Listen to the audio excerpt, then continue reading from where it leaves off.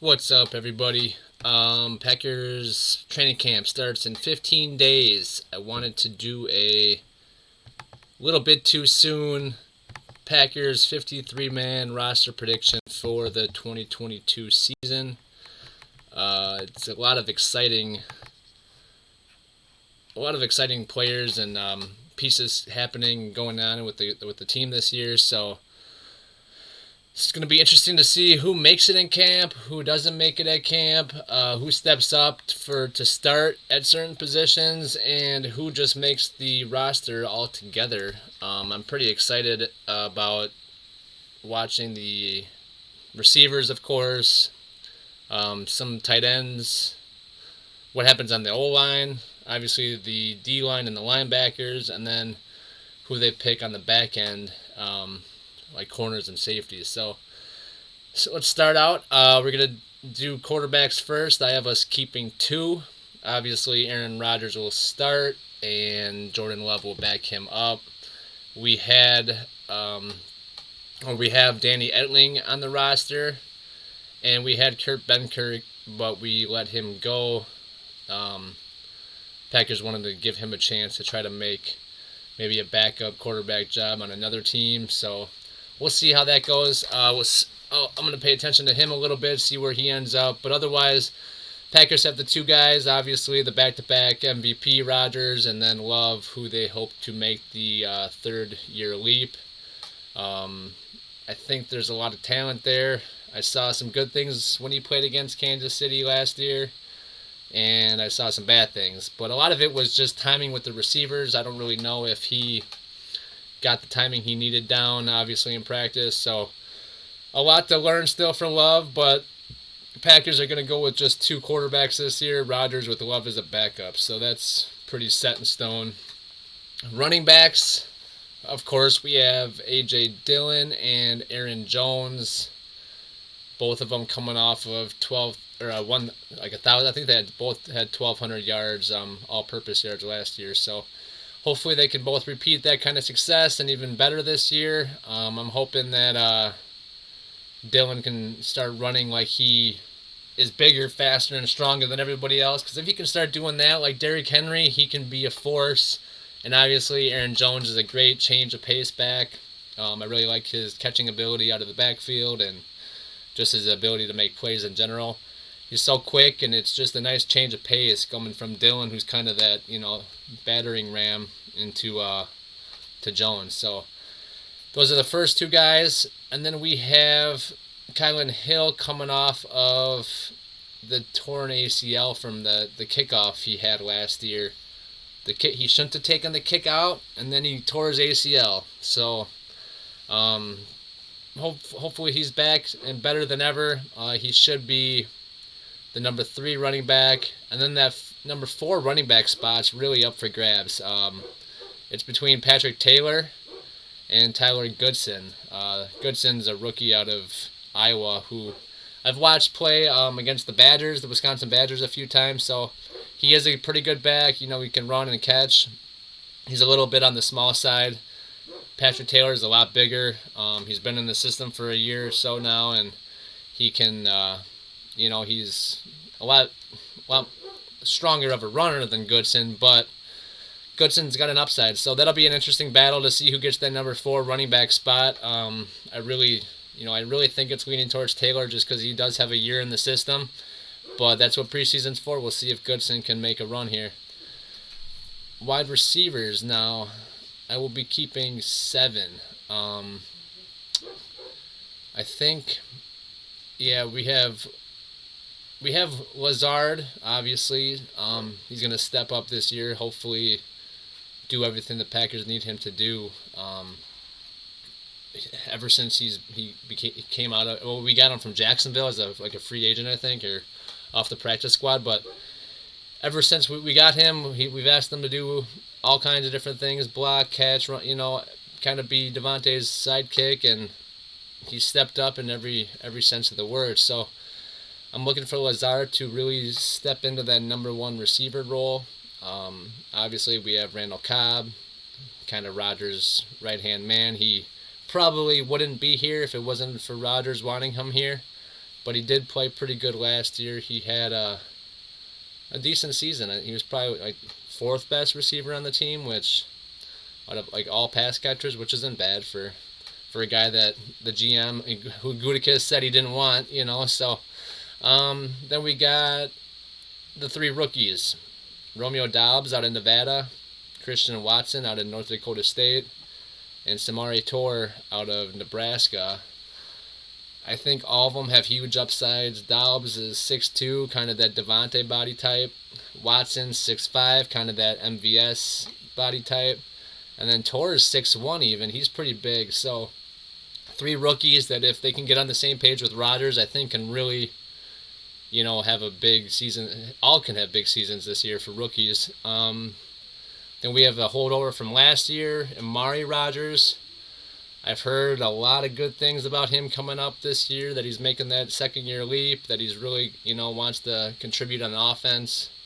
He had 4 pass catches last year, which just not good enough. He wasn't really productive on special teams, nothing in the pass game, nothing really in the run game. So I need to see him step up. That's really the bottom line. If he doesn't, then he's going to be gone probably. That leads us to the 7th receiver I think we're keeping, Sami Watkins. We picked him up as a free agent this year.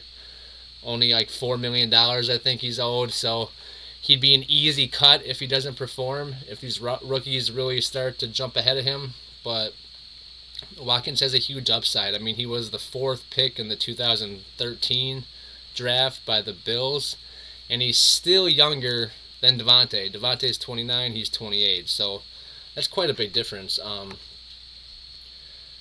To get a guy that's in this stage of his career, he's won a Super Bowl, but he just hasn't found that success on the field like you thought he would as a receiver taken that high. So we will see if he can translate with Rodgers, and hopefully he'll bounce back this year for them.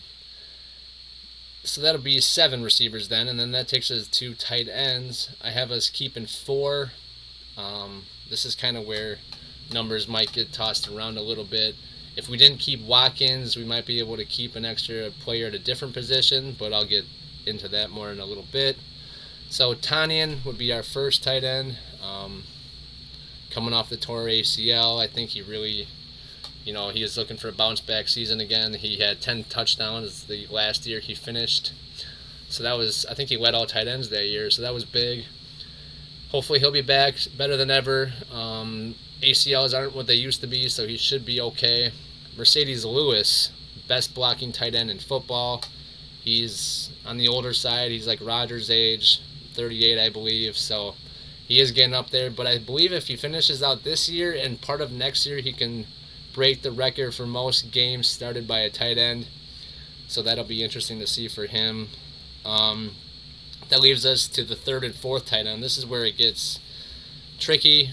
Josiah De Guara, entering year 3. They want him to make a big leap, and I don't know if he is going to do it. They really don't know what he's capable of, if he's really going to step forward. If not, he's kind of on the bubble. He's somebody to watch because Tyler Davis has stepped up huge. He's been, really kind of a player to watch in training camp. I've heard a lot of good things about him, just his upside, his height and speed and ability to catch downfield. He could take over De Guara's spot at number 3 tight end, and maybe even push Tanyan for some of those number 1 tight ends catches. So that'll be interesting to watch as well. Dominic Daphne would be like that 4th or 5th tight end, depending on what they do with De Guara, and depending on if they keep Watkins. Those are guys that are kind of on the bubble. So Dominic Daphne played fullback, kind of halfback, like H-back, tight end for the Packers last year. So he's been in the system. He kind of knows what's going on. He could be a good player to keep. It'll be interesting to see what they do there. That'll take us to the O-line. So now the offensive line, I have us keeping 10 guys, which actually seems like a lot because that's 5 starters and 5 backups. that kind of puts us at a number that you don't really want to be at for offensive linemen. You'd rather be at like 8 or maybe 9. The issue with the Packers, though, is David Bakhtiari is still coming off of that ACL. Elkin Jenkins is coming off the ACL. Josh Myers was hurt a little bit last year as well, but I think he's fully healthy. So let's just pretend those 3 guys are fully healthy, ready to start. Box at the left tackle, Jenkins is at right tackle or left guard, and then Josh Myers is at center. That means that you have right guard and right tackle or whatever position Elkin Jenkins doesn't play to fill. And the next 7 guys I have to fill those spots would be Royce Newman, John Runyon Jr., the rookie Zach Tom, the rookie Sean Ryan, the rookie Rasheed Walker, Yash, the holdover from last year, who played really well at left tackle. He could even play right tackle. I think he's got a chance to be a starter on the line. And then we have Cole Van Lanen as well, who played pretty much all positions last year. He could play right tackle as well. So we got Van Lanen, Walker, and Yash, Runyon Jr., all that can play tackle. Sean Ryan, I think, is going to stick in that guard spot and not let it go for about 10 years. He's that good. He's probably the best run blocking guard in the whole draft this year. I really just think he's going to be solid. No matter what, because we have so much talent, I mean, Zach Tom wanted to be a starter in the NFL at all 5 positions, or starting, capable to start at all 5 positions. So that's awesome to have players that are interchangeable that can, start at different spots just in case people go down with injury. Even like Rasheed Walker, he could play. So even if you move him in the guard, he's kind of big for a guard, so you'd like him to stay at right tackle. But whoever comes out, whatever 5 they pick is going to be a solid 5 starting offensive line. Even if Jenkins isn't ready to go right away, you still have guys that can fill in and play well. And once he comes back, those David Bakhtiari, Elkin Jenkins, and Josh Myers are all solid. They really are. So that'll be good to see. Whatever they got to do to block for Rodgers, really. That's what it comes down to. Now moving. So if they don't keep 10, they only keep 9. Let's say Walker doesn't make the team or something. Then you can keep a guy at a different position, like tight end or receiver, or cut them out and cut out tight ends. Only and maybe stack defensive guys, because there's some extra guys on defense here too that don't really make the cut unless other guys don't make the team here. So defensive line, I have us keeping 5. Dean Lowry, Kenny Clark, Jaron Reed, the new free agent pickup, Devante Wyatt, the rookie first-round pick, and then TJ Slayton, the holdover from last year. That makes 5. Kenny Clark, all-pro defensive tackle. He's going to be a stud this year. He'll be great, for years to come. But this year he's going to be solid. He's going to demand a double team, which is going to open it up for Devante Wyatt, the rookie, who's super explosive, who's already leaped Jaron Reed for that second spot on the defensive line. So that's big, that he's already progressed that much already. So having Wyatt next to Clark, I think can be can really wreck some havoc. So Jaron Reed will be up next to him, and then rotating Lowry in and out with, you just have some really good backups that can fill in and help give Clark and Wyatt a break. So that's really something to look at. I think with Clark demanding double teams, it's going to leave a lot of space for other guys to do something this year. At outside linebacker, I have us keeping 5. Rashawn Gary, he's one of the guys who I look for having Clark open up some space for. Gary's going to have 15 sacks this year. I really think he's going to have a dominant season. It's going to be him and Preston on the other side, Preston Smith on the other side, so he'll be able to, meet at the quarterback with Preston. And obviously Zadarius Smith has gone to the Vikings. I don't know what to think about that. He's kind of a Packer hater now, which is fine, but I don't know if his back's going to fully heal, so I don't know how that's going to go for the Vikings, but I just wish that he could have left in peace instead of making it an issue. So, kind of something to think about when the Packers play the Vikings week 1. Hopefully Bakhtiari or whoever the other tackle is can make sure Z doesn't get to Rodgers. So anyway, we have Rashawn Gary, outside linebacker, Preston Smith, outside linebacker, Randy Ramsey, Jonathan Garvin, and then the rookie J.J. Enagbar, Kingsley Enagbar, but he wants to be called J.J. So that's 5 guys. I really think that Gary's going to have a huge season. Preston's going to be consistent. He's only missed 1 game in, I think, 8 years, so that's huge. Then you just need guys that can rotate in. Ramsey, Garvin, and Enagbar, who can kind of just rotate and maybe play a little bit to give Gary and Preston some rest. Then on the inside, you have the All-Pro Devondre Campbell. I don't know what to say about that. He's all these rankings of inside linebackers. He's not even on the top 10, and he was All-Pro last year. So I don't get how that works, but I think that's where he likes to be, under the radar anyway. He's just going to do his job. He got paid, which is awesome. I think is great. He signed like a 5-year, $50 million contract to stay in Green Bay. So I love to see that. And now he's really taken Quay Walker under his wing. Quay Walker's leapfrogged Chris Barnes as that second inside linebacker already in camp. And Quay, just like Wyatt, came out of Georgia. They play at a fast defense. They know how to play as a team. They know how to play with talent around them, and they stood out a lot. So that's why we got them. It's kind of funny because Eric Stokes was on that same Georgia team as well. So that defense has Wyatt, Walker, and Stokes, 3 different levels of Georgia Bulldogs on that defense. So Walker being next to Campbell, it's been a great learning piece. Walker's just been able to pick up what Campbell's teaching them, and they're really able to bounce off each other, and Walker's starting to play fast. I had a report come out that said he's feeling the pressure of trying to pick up an NFL defense, but hopefully he can get that all taken care of. I'm not really sure if that's a big concern, but it's something to watch.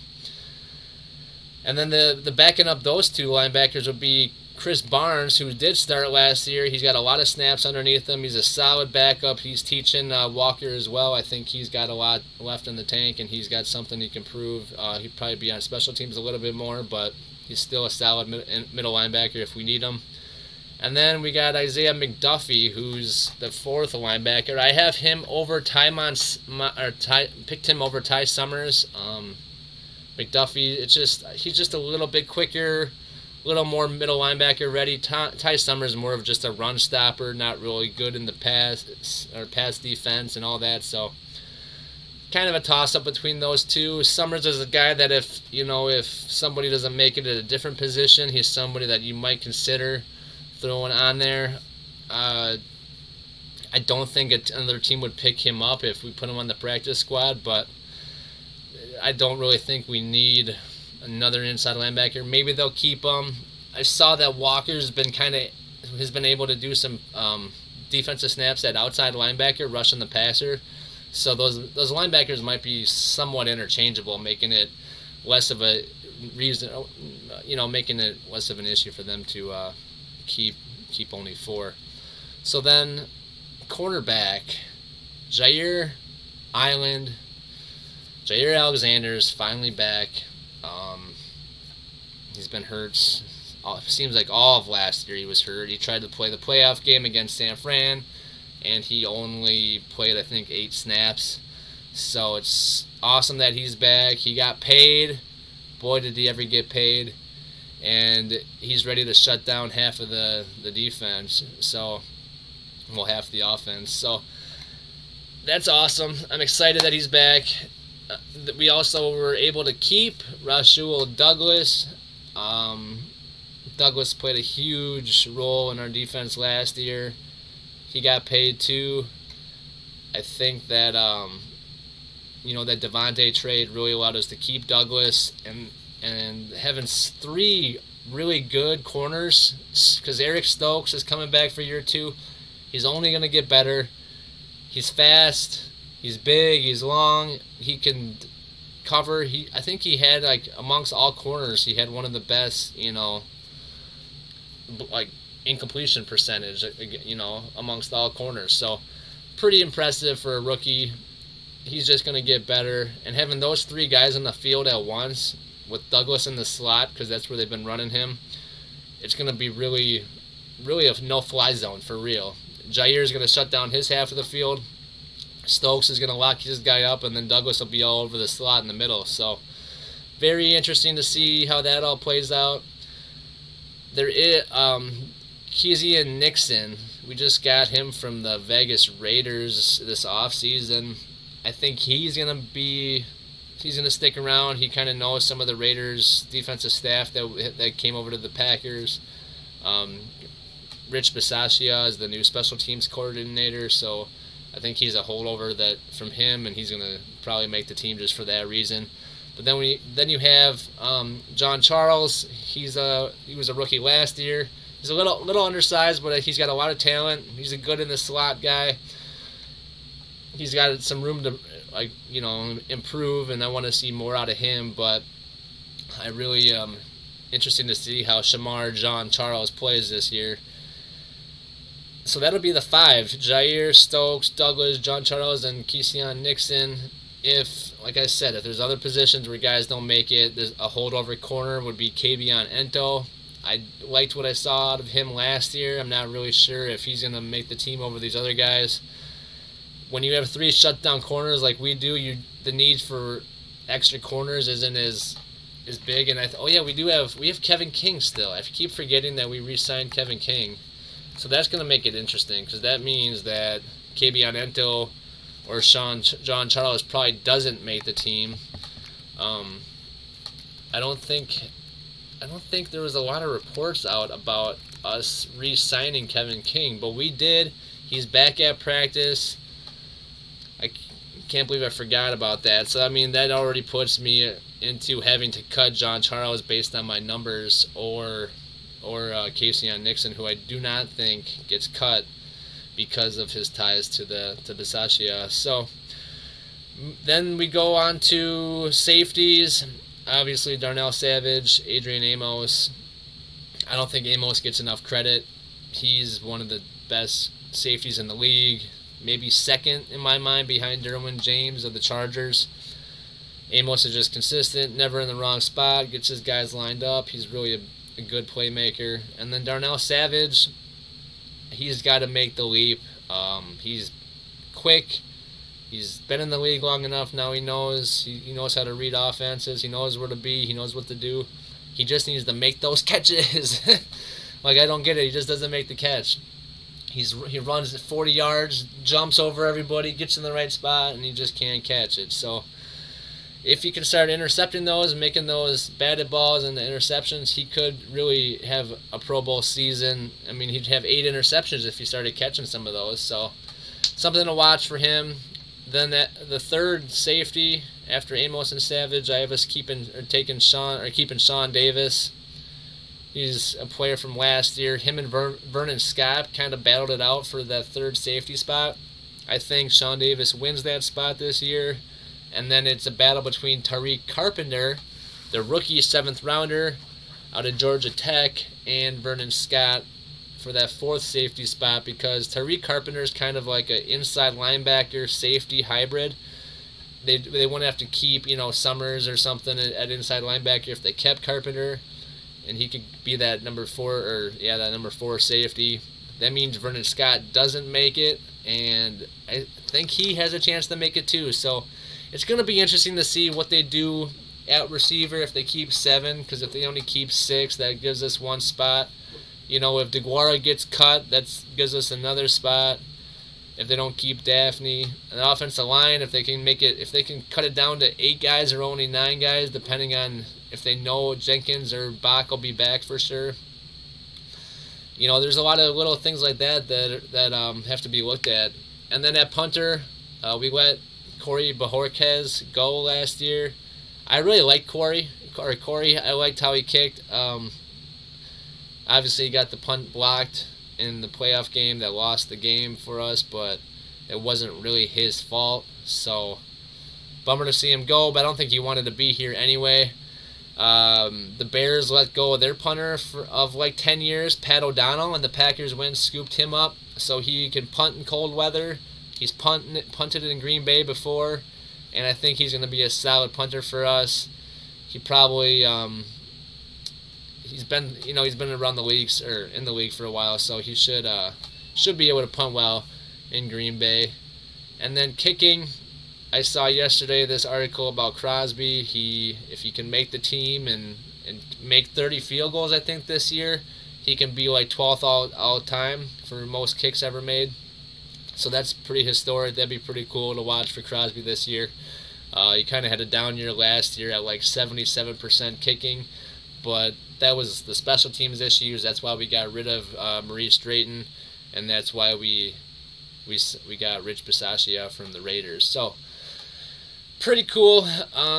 If Crosby can do that, I would like to see him, have some success this year. And if he's making kicks, that means the Packers are probably winning. So that is awesome. And then at long snapper, probably the most important position out of everybody this year because of what happened to the Packers last year. Obviously, keeping Rodgers and the rest of the guys is important. But Jack Coco, I think, will be the long snapper. They let go of Steve Wordle or whatever we had last year, and the other guy, Hunter Bradley, also last year, who struggled. So Jack Coco, he will be the one snapping it to the guy holding it for Crosby, which I think will be O'Donnell, and then snapping it to O'Donnell to punt. So that is the 53 too soon, 15 days before training camp Packers roster lineup. Obviously, I'm going to make some adjustments to this as we go through training camp and preseason, but this is kind of how I think it looks right now.